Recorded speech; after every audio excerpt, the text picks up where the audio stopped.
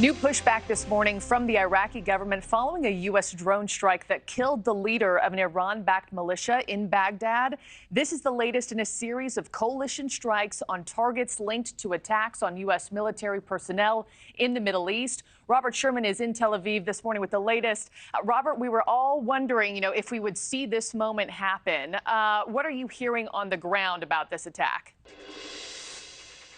Yeah, the U.S. has certainly left the door open in recent days for more responses, and NewsNation has learned from our sources that this action carried out by the U.S. is a part of the response that President Biden ordered in retaliation to those 3 U.S. service members being killed. This was a strike carried out in East Baghdad, which killed 3 people in a car, among them a leader of the group Kataib Hezbollah, which took responsibility for that attack that killed those 3 U.S. service members.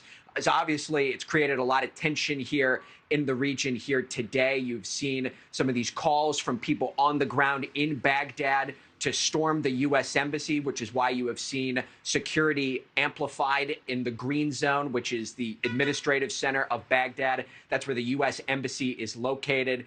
Nothing has gotten out of control, but everyone remaining on high alert there.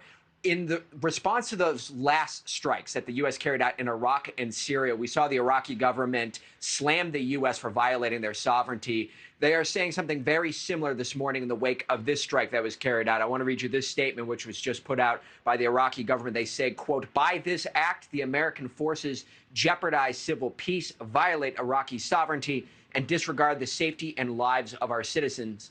Even more concerning is that the coalition consistently deviates from the reasons and objectives for its presence on our territory." That statement goes on to say that the trajectory compels Iraq to terminate the mission of its coalition with the U.S. to fight the Islamic State. All of this happening in the backdrop of Secretary of State Antony Blinken touring the Middle East this week in hopes of cooling tensions and laying the groundwork for long-term peace in the Middle East, starting with Israel and Gaza. I do believe that there is a very positive, powerful future that is possible that genuinely integrates Israel into the region and addresses its most profound security needs to be able to live in peace and genuine security, and also answers the aspirations of the Palestinian people. But everyone is in agreement that the first step in peace in the region begins with a hostage release deal that includes a ceasefire between Israel and Hamas. Israeli Prime Minister Benjamin Netanyahu rejecting the latest proposal, saying that Hamas wanted a deal that would effectively allow them to get to the end of the war, end the fighting, and remain in power. Israel says there's no situation in which the war will end without Hamas being destroyed.